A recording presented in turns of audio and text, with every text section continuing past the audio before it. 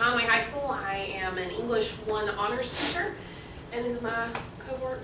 I'm Tori Gardner. I also teach at Conway High School. I'm a special ed teacher, and I co-teach English 1 and Math Tech 1. And we're both in the Instructional Technology Master's Program at Coastal. And this lovely class that we've designed for you is part of our capstone project. So you get to do a survey at the end, which is great. But has everyone logged into Google Classroom and joined our class? Does anyone need help doing that? You good? Okay.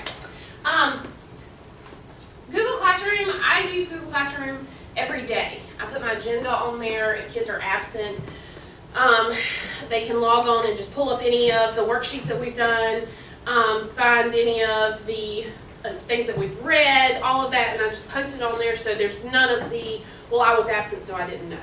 Well, it's right there. There's an app for their phone.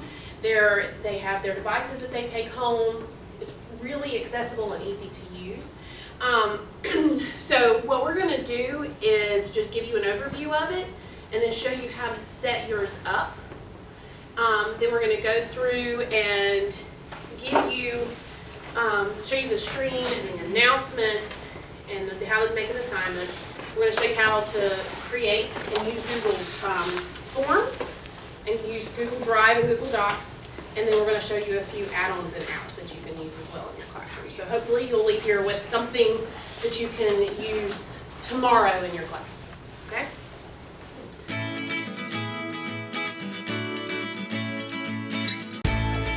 But the first thing we're going to do, I'm going to go into Google Classroom and show you, and this works best if you use Chrome.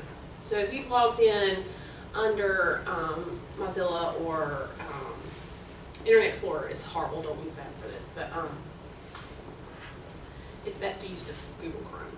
So you go to Classroom, for those of you that came in a little later, it's classroom.google.com,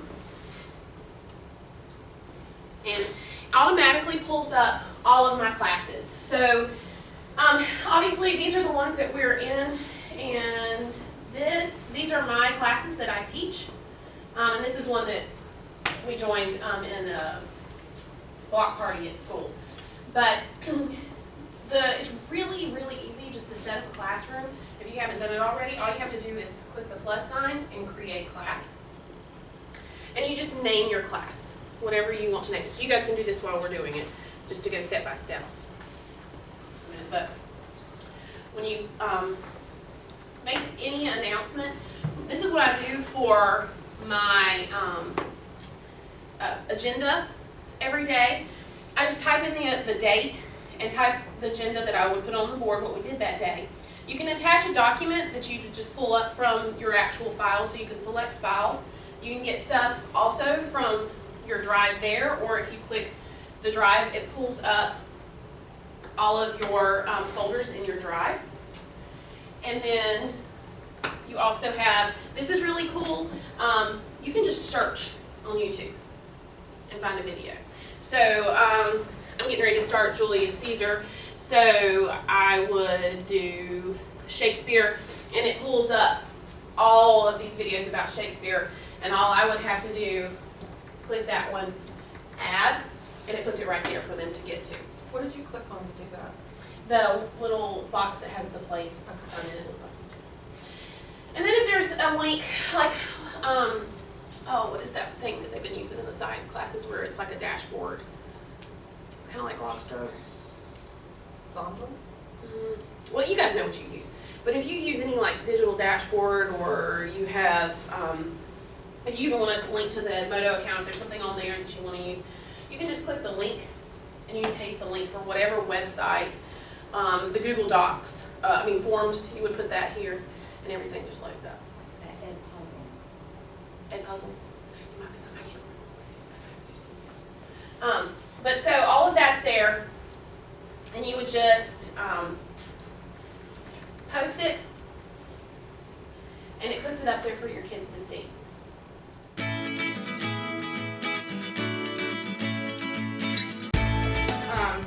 So with Google Docs, It's an online word processor that lets you create and format text documents and collaborate with other people in real time. I think that's the important part here with Google Docs, is that it's real time. That if I create a document and I share it with Katie, that we can both be working on the document at the same time, and we don't even have to be in the same room. When we were creating this session, we were working with our district tech person, and I was on the document, Katie was on the document, and the tech person was at the district on the document, and we created the agenda together, like with all three people's input. Then Google, I think it was Google Chat, stopped working, so we actually chatted live in the document. So, you know, we could all provide feedback that way. So it's not something that we're saving and then sending the attachment, and then somebody's opening the attachment and then making the changes and then sending it back, because how many times have we done that? I know I'm definitely guilty of that. Yeah. We kind of already talked about this, how you can use Google Docs. You can use them for different things. You can send them to your students, have students send them back to you. You can share them with coworkers.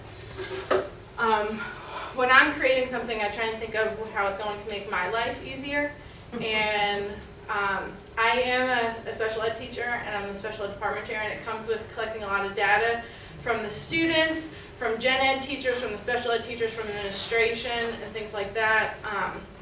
And as far as Google Docs, one way that it can make your life easier is data collection for specific students.